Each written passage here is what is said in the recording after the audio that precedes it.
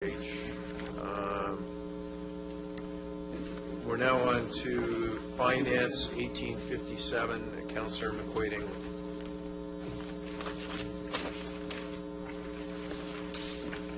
Thank you, Mr. Mayor. Just a few questions. I think I kept my notes on here too. The one, it was unclear, and sorry I was unable to come to the meeting. It was unclear in the report. Are the other municipalities also increasing funding to Spark, or is it just Oshawa that is increasing the funding? We'll ask Mr. Benham.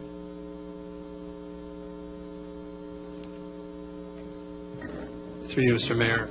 The region of Durham has also decided to increase its funding to Spark, and so we would be the other contributor. Okay. No other municipalities, though? Not at this point. It's my understanding that the Canada Startup Visa Program is for attracting international individuals to our city to start their business here. Am I correct in understanding that? That is correct. And since Spark's inception, how many companies, international companies, have set up shop in relation to this program? To date, most of the companies have been domestic. Okay. Do we have any reference to international companies that have set up shop? Is there are there any at this point? Is that why we're wanting to increase the funding to attract those international businesses? Yes, that is correct.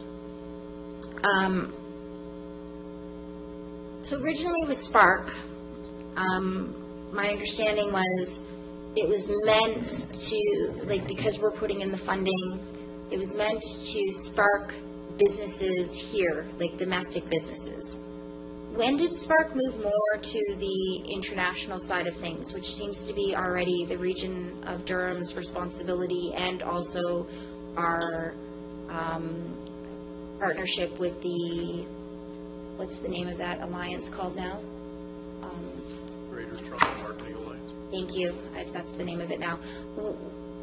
Why the shift in focus, and why is it important that we, the city of Oshawa, put the money in for this? So through you, Mr. Mayor, there's sort of three questions there.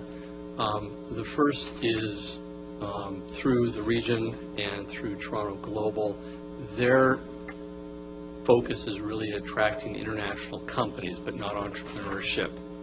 So that's really very different from what Spark is doing. Spark is concentrating on sort of the growth of smaller companies and sort of bringing them into the market, helping them sort of have the capacity to grow and scale up their operations. A number of the incubators across Ontario have started to look at this visa program as an additional opportunity, in part because of what's been happening globally, particularly in the United States, in terms of a shifting focus of where people want to start their companies, and so it's an opportunity that's there before us, and we're dealing with sort of a client base that is sort of very well educated, very entrepreneurial, comes with assets, and really represents a very significant opportunity to add another dimension to the community. And the $30,000, what would it be spent on? So the $30,000, the way that Spark runs its program is they assign a mentor or an advisor to a client to sort of help them, bring their business plan to a greater state of maturity and to bring it to market. So this essentially buys them additional advisory hours. So these international companies are these international individuals who are considering starting companies get flown here? Are we doing this by how? No, they come into town. And we pay for them to come into town? No, they're coming on their own nickel. Okay. And then when they're here, they're paying for their own accommodations. They're paying, once they're here, we're not contributing to any of that. The only thing that we're offering them is the mentorship? Yeah, Currently, Spark has 5 Brazilians in town right now. They're all staying at the Holiday Inn, I did meet some of them there. paying for themselves. Yeah. Yes. Okay, so, how do we sort of reconcile, this is not meant to be a criticism, but how do we reconcile the residents in the area who, for instance, there are some women entrepreneurs who are trying their best to start or have their own businesses, but women in business, statistically, especially the smaller scale businesses, tend to be service-based businesses, whether that be like sewing, cleaning, cooking, that sort of stuff, right? And they don't have the ability to really scale up their business because of limitations that they have.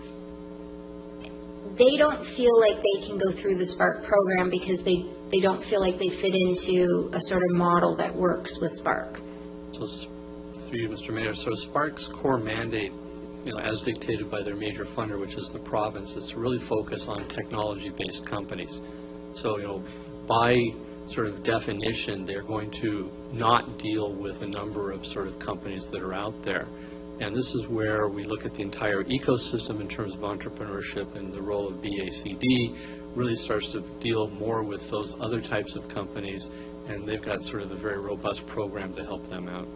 Is there an opportunity with this $30,000 in contributing it to Spark that we say, especially within the technology side of things, that money be focused on enhancing women in technology-based companies?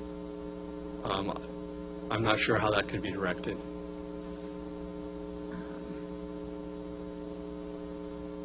Mr. Sherman? Through your worship, it's my understanding that Ms. Colburn is already considering how to advance those opportunities based on previous discussions. So what I remember that, and I remember asking her that here. So what I'm trying to say is, can we put a caveat to this $30,000 that it be focused on women entrepreneurs, so that we are attempting to support internationally women who might not have the same opportunities as some of the other companies or people we're trying to recruit? I think that Ms. Colburn doesn't really have much control in terms of who applies to the program, but she could make additional efforts to sort of make that available and market it to more women entrepreneurs. No, we don't have control over who applies, but we do have control on how we administer the funds. So could we dictate that a portion of the funding be set aside specifically for women entrepreneurs? Through your worship, can't speak for Ms. Colburn. I think that would be a complicated model for her to operate under. I think my understanding is that she is aware and will be, I believe, developing plans to either invite or attract more women entrepreneurs. And but I think those conditions may frustrate the intent of the growth for Spark Center.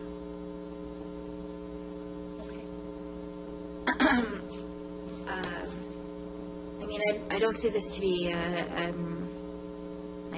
think it's a good thing that it's a small amount of money in terms of the overall budget of the city.